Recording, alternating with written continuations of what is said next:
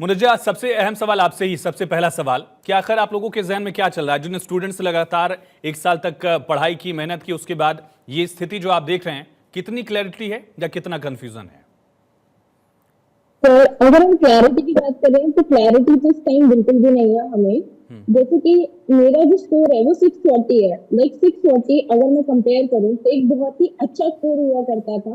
अगर मैं रिजल्ट आने से पहले देखूं तो काफी अच्छा स्कोर था वो, लेकिन अब उस पे जो रैंक है उसमें गवर्नमेंट कॉलेज मिलना ये नेक्स्ट टू इम्पॉसिबल लग रहा है इस टाइम, क्योंकि कट ऑफ इतना ज्यादा बढ़ गया है। मतलब इट्स लाइक पेपर इतना इतना आसान नहीं था जितना एनटीए ने अपनी प्रेस रिलीज में लिखा कि पेपर सडनली इतना आसान हो गया या सडनली बच्चे इतने ज्यादा पढ़ने लगे कि इतने ज्यादा टॉपर्स आ गए। ऐसा नहीं हो सकता है ना। पेपर अगर मतलब अगर रैंक बढ़ेगी भी, रैंक इन्फ्लेशन भी होगा तो धीरे धीरे रैंक इन्फ्लेट करेगी ना। एकदम से इतना रैंक इन्फ्लेशन कैसे आ सकता है? मतलब पिछली बार इसी फ्लोर पे रैंक कितना कम आया था और इस साल 40,000 रैंक इट्स लाइक बिल्कुल अनएक्सपेक्टेबल है। ये सारे सवाल आपके जायज हैं और ये लगातार सवाल उठाए जा रहे हैं छात्रों की तरफ से, जो सड़क पर हैं वो भी, और जो इंतजार कर रहे हैं फैसले का उनकी तरफ से भी सारे क्वेश्चंस रेज किए गए। लेकिन मुनज्जर, मुझे ये भी बताइए कि अभी आप लोग क्या कर रहे हैं? इंतजार कर रहे हैं कि सुप्रीम कोर्ट फैसला सुनाएगा, या आप लोगों को लग रहा है कि पेपर कैंसिल हो सकता है, इसकी गुंजाइश है? अगर री एग्जाम होता है, एक संभावना ये भी है, हो सकता है इसकी गुंजाइश हो या ना हो, लेकिन उसके लिए क्या प्रिपेयर कर रहे हैं? स्टूडेंट्स के मन में क्या चल रहा है? आप अपने फ्यूचर को कैसा देख रही हैं फिलहाल? लाइक अभी तो हमें ये भी नहीं पता है कि पेपर दोबारा होगा या नहीं होगा। तो हमें तो उसके लिए पढ़ना दोबारा से स्टार्ट करना पड़ेगा अगर पेपर दोबारा होगा तो। लेकिन अभी जैसे मैंने यूनियन मिनिस्टर का अपना वो देखा था, उनकी जो स्पीच थी उसमें उन्होंने ये बोला कि 24 लाख स्टूडेंट हैं, तो इसमें उनका पेपर दोबारा से कंडक्ट कराना ये लाइक नेक्स्ट मतलब नहीं हो सकता है। तो इससे कंफ्यूजन और ज्यादा बढ़ गई कि रीनीट होगा या रीनीट नहीं होगा। लाइक इवन हमारी काउंसलिंग पर भी फेल हो लगा है ऐसा। मतलब तो फिर हम क्या ही उम्मीद रखें? एटलीस्ट काउंसलिंग ठीक को है। रोक देते। हर्ष दुबे भी हमारे साथ नीट स्टूडेंट जुड़े हुए हैं। हर्ष, आपके मन में कितनी क्लैरिटी या कितना कंफ्यूजन है पूरे नीट को लेकर? यस सर, बोलिए। बिल्कुल। अभी क्या कहा है धर्मेंद्र सर ने कल कि हम आपकी बातों को समझते हैं और इस पे जल्द से जल्द जांच बैठाएंगे। लेकिन आप जांच बैठाएंगे कब? अगर आप इतना लेट करते रहेंगे तो तब तक तो ये लोग सारे सबूत मिटा देंगे ना। फिर जांच बैठा के भी आप क्या कर पाएंगे? अगर उनको भी पता है कि हाँ मेरे ऊपर जांच होगा, जिन लोगों ने चोरी करी है उनको खूब पता है कि मेरे ऊपर जांच होगा, लेकिन आप इतना लेट कर देंगे तब तक तो वो सारे सबूत मिटा ही चुके होंगे ना। अगर सारे सबूत मिट जाएंगे तो उसके बाद जांच बैठा के भी आप क्या कर पाएंगे? एनटीए का पूरा सिस्टम है, एनटीए के सिस्टम को आपने अभी तक अपने अंडर में नहीं लिया है और आप कह रहे हैं कि हम जांच बैठाएंगे, तो एनटीए तो तब तक सारी चीजें साफ कर देगा ना। फिर आप जांच बैठा के कर क्या पाएंगे? और आप इतना लेट करते जा रहे हैं। हम तो अपनी पढ़ाई को भूल चुके हैं, क्योंकि हमें तो लगा था कि पेपर हो गया हमारा तो सिलेक्शन हो जाएगा, लेकिन अब दोबारा से हम प्रिपरेशन करें तो करें कैसे? पेपर मतलब पढ़ाई हो ही नहीं पा रही है, क्योंकि कितने हमें नंबर पता आए ही नहीं कि हर्ष? पेपर होगा आपका या नहीं क्या होगा। स्कोर था? मेरा 627। और 627 के बावजूद आपको नहीं लग रहा है कि अच्छा कॉलेज मिल पाएगा, इसकी कोई गुंजाइश है?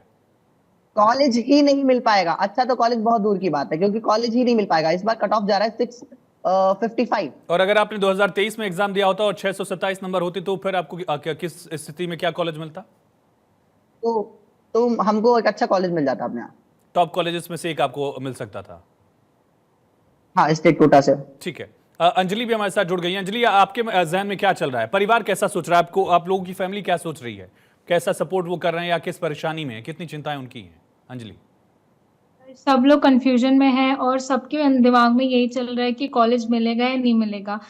अभी तक बच्चे काउंसलिंग की सोच रहे होते हैं, अपने डॉक्यूमेंट्स तैयार कर रहे होते हैं, पर अभी सब बच्चे सड़कों पे हैं और ये डिमांड कर रहे हैं कि उनको जस्टिस मिले, कोई इन्वेस्टिगेशन सही से हो, सारे क्वेश्चंस का उनको आंसर मिले। लेकिन ये चीजों को एक्सटेंड करा जा रहा है और कोई प्रॉपर क्लैरिफिकेशन हमें नहीं दिया जा रहा है हर चीज का। बातों को घुमा फिरा के एनटीए जवाब दे रहा है, जिस चीज में वो अपने आप को बचा रहा है और छुपा रहा है चीजों को रियल चीजें बाहर लाने से। मेरा स्कोर 630 था और पिछले साल के कंपैरिजन में भी मुझे अच्छा कॉलेज मिल जाता अपने स्टेट में। लेकिन इस साल स्टेट काउंस मतलब पिछले साल ऑल इंडिया काउंसलिंग में भी मैं बैठ सकती थी अगर मेरे पिछले साल 630 आते। लेकिन इस साल स्टेट काउंसलिंग में तक बैठने से पहले सोचना पड़ रहा है कि क्या कॉलेज मिलेगा या नहीं मिलेगा।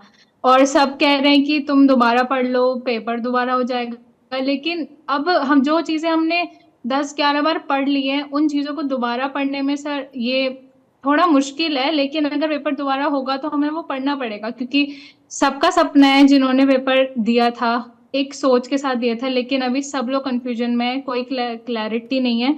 तो हम सब एक प्रॉपर इन्वेस्टिगेशन की मांग करेंगे जिससे कि सबको जस्टिस मिले। 24 लाख बच्चों ने इस एग्जाम को दिया और सोचिए कि हर परिवार में अगर 3 और सदस्य हैं, एक परिवार में जो एवरेज देखा जाता है, तो लगभग 1 करोड़ लोग इससे सीधे तौर पर प्रभावित हैं।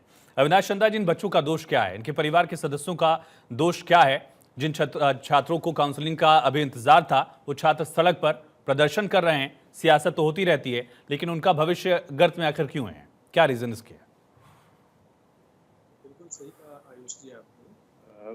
जो एनटीए है उसकी मैं लापरवाही कहूँ या अक्षमता कहूँ और या फिर अदूरदर्शिता कहूँ, उनकी इस जो ये सारा किओस हो रहा है, ये सारा जो मेस उत्पन्न हुआ है, उससे छात्रों के समक्ष बड़ी भारी विकट स्थिति पैदा हो गई है। अब छात्रों को ये समझ में नहीं आ रहा है कि उन्हें क्या करना चाहिए। क्या उन्हें खुद से परीक्षा की फिर से तैयारी करनी चाहिए? और एकदम से कुछ लोग डिमांड कर रहे हैं कि रीनीट कराई जाए, और कोर्ट कह रहा है कि हम अभी इस पर फैसला नहीं ले सकते हैं, काउंसलिंग जारी रहेगी। तो छात्रों के मन में तो सच में ये उहापोह की स्थिति है। क्या बिना एग्जाम के भी कोई प्रोबेबिलिटी, परमुटेशन, कॉम्बिनेशन आप लोग देख रहे हैं शिक्षाविद होने के नाते, या जो स्टूडेंट्स हैं? सवाल कई सारे हैं। एक तो ग्रेस मार्क को लेकर पहले कोई क्लैरिटी ही नहीं थी। ये मामला जब खुला, जब मामले को लेकर सवाल उठे, तब जाकर एनटीए ने ये क्लैरिटी दी कि भैया इस वजह से हमने ग्रेस मार्क इन जगहों पर दी थी। ये जानकारी पहले मुहैया क्यों नहीं कराई गई?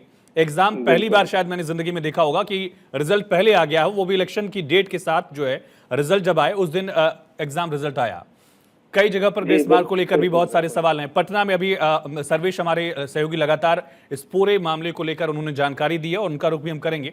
वो बताएंगे कि कैसे इसको लेकर पूरा पेपर जो है वो लीक किया गया, सेट किया गया, उनको रटवाया गया जवाब। ये पूरी जानकारी सामने आ गई है। तो क्या ऐसी कोई प्रोबेबिलिटी है कि अभी बिना एग्जाम दोबारा किए भी कुछ सॉल्यूशन निकल सकता है, अविनाश जी?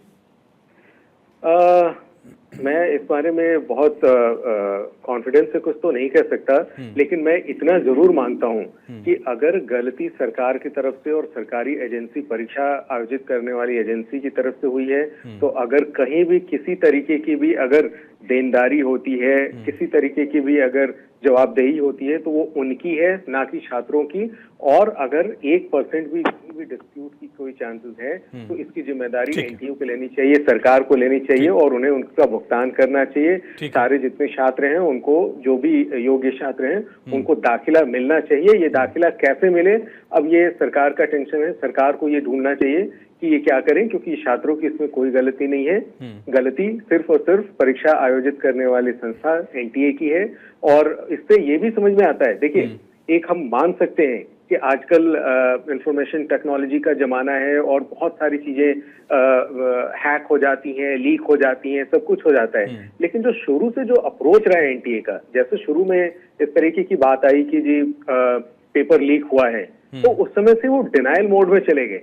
या उनका सबसे पहला कर्तव्य ये होता कि वो उस चीज को स्वीकार करते कि ठीक है, अगर इस तरीके की शिकायत आ रही है तो हम ओनरशिप लेते हैं इसकी और हम इसकी जांच कराएंगे। लेकिन उन्होंने सबसे पहले उसको डिनाई करना शुरू किया, फिर उस पर किसी तरीके से पर्दा डालने की कोशिश करी, ये बताना शुरू किया कि हमने उनको ग्रेस मार्क दिए हैं। देखिए, अगर आप ग्रेस मार्क जैसे प्रावधान रख रहे हैं, तो ये सबसे पहले एक एजेंसी का सबसे पहला कर्तव्य ये है कि जब नोटिफिकेशन जारी होता है तो उसी समय बता दिया जाता है कि आपको ऐसे कंडीशन में ये ग्रेस मार्क दिए जा सकते हैं, या ये ऐसी परिस्थिति होने पे हम ये कदम उठाएंगे। छात्र पूरी तरीके से अंधेरे में हैं और उनको पता नहीं है कि ये ग्रेस मार्क कैसे मिल गया।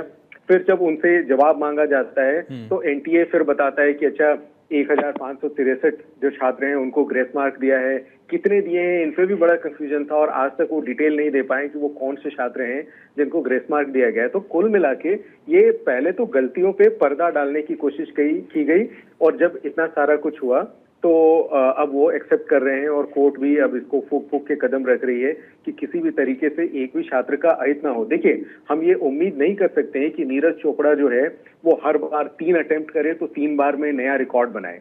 छात्र जब एग्जैक्टली उनका पहली तो बार पूरी तरीके से ओलंपिक्स में तैयारी 90 मीटर करके के करीब था, जी, अभी उन्होंने जब- 86 किया। बिल्कुल हाँ हाँ, तो ज्यादा भी हो सकता है, कम भी हो सकता है। छात्र पूरी तरीके से तैयारी करके एग्जाम दे रहे हैं। हो सकता है कि अगर दोबारा उनसे परीक्षा ले तो कहीं कुछ कमी रह जाए, हो सकता है अच्छा भी कर लें, लेकिन ज्यादातर चांसेस, क्योंकि अब वो प्रेशर में है, ठीक है। 1 महीने के भीतर अगर आप दोबारा परीक्षा कराएंगे तो बहुत चांसेस ऐसे हैं कि उनका जो परफॉर्मेंस है वो पहले से खराब हो जाए।